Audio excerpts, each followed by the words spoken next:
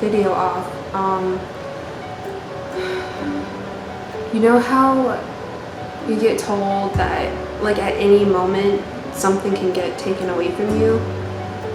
That is exactly what happened to me this week. So one day I was packing and going through some things. I was going through some of Kai's clothes that don't fit him anymore because I want to get rid of them or even donate some of them. And all of a sudden I heard this noise and I was just like, what is that coming from? You know, it took me a while for it to register because he's a little fussy right now because he's teething. Oh, are you tired?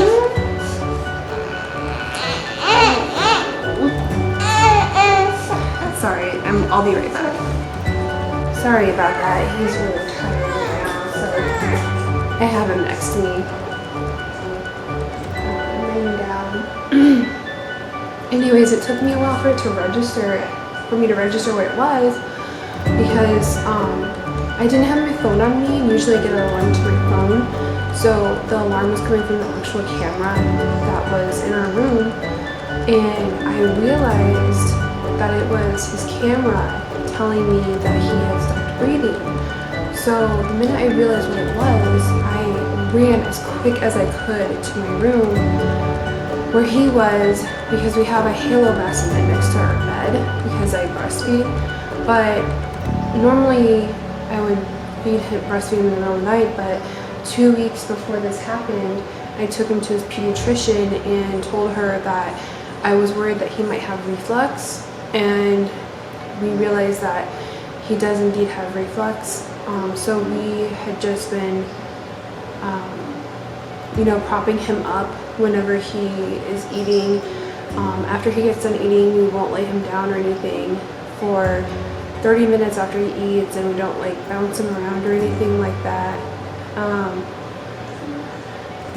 Gosh, I think that's all she said.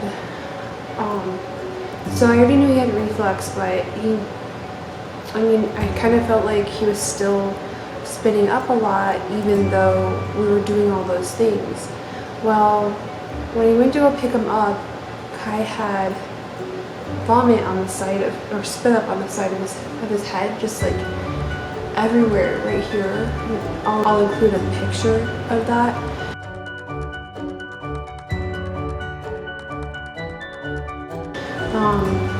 So he had spit up all over the side of his head.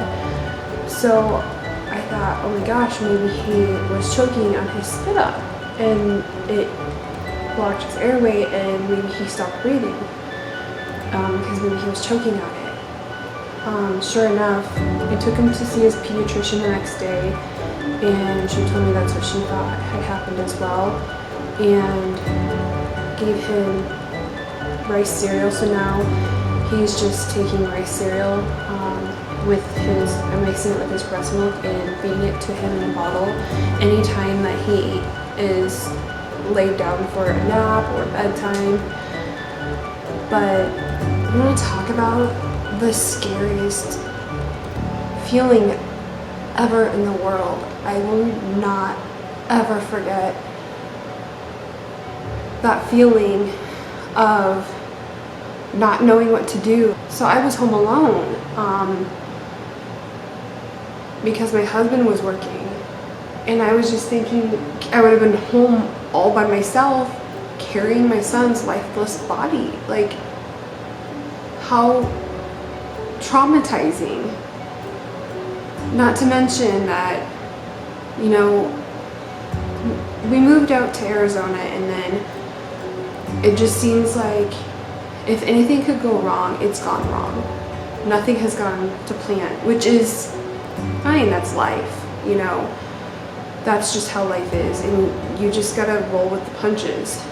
But the only difference is that there's been so many deaths in my family since September. So here I am thinking, oh my God, I almost lost my son too.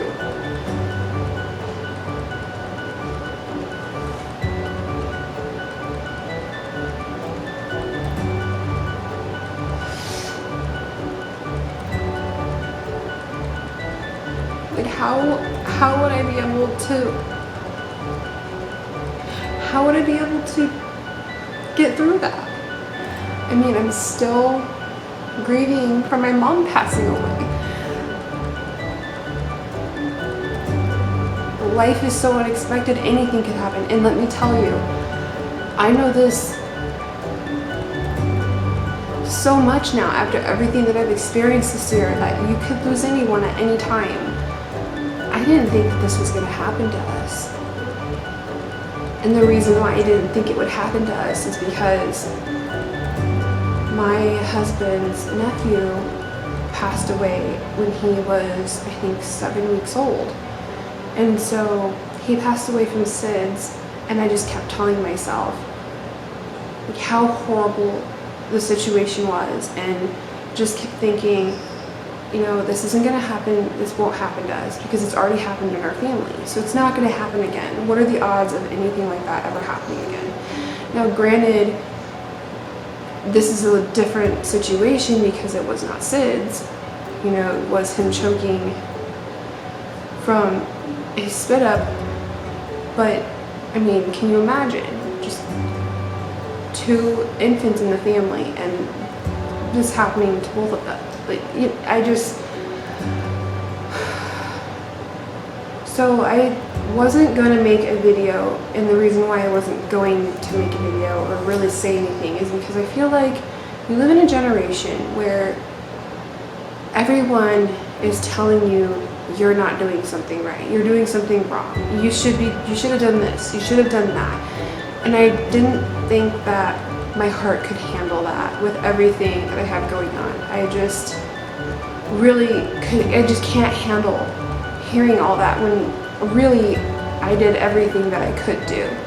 No matter what you do, you could have always done something differently. So if there's anyone out there who has gone through the same thing as me,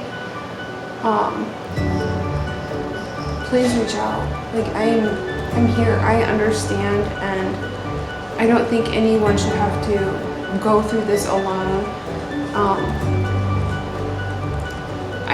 I'm so grateful. I'm so grateful that we got our camera. The camera we got was the Nanit camera. So basically what it does is it has an algorithm where it can measure how many breaths he's taking based on the patterns that are on the chest of his swaddle or wrap and or band.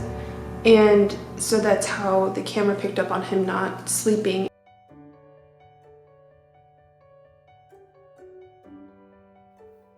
Here's a video of him not breathing. You can see that eventually he wakes up, and at first I thought that maybe he woke up because he heard me walking in, but then I realized that there was a bit of a delay between the time in which he woke up and I walked in. So I think what happened was that the alarm ended up waking him up, maybe startling him, because it does get louder the longer that it's been going off. And then here is a video I took later on that night where you can see very clearly that he is breathing. So you can see the difference between the first clip and this clip. And it's literally night and day. You can definitely tell. And it's just such an eerie feeling. But if it wasn't for that camera, I would have lost my son that night. So that's all I have. That's why I haven't been on here recently. I'm a mess right now. I haven't gotten a lot of sleep, trying to catch up on that, but at the same time it's hard because I want to watch my baby, make sure that he's okay. But I just wanted to record this because I wanted to leave this out there, because who knows, maybe there's some moms out there that don't know about the Nanit camera, and maybe it could save their baby's life too.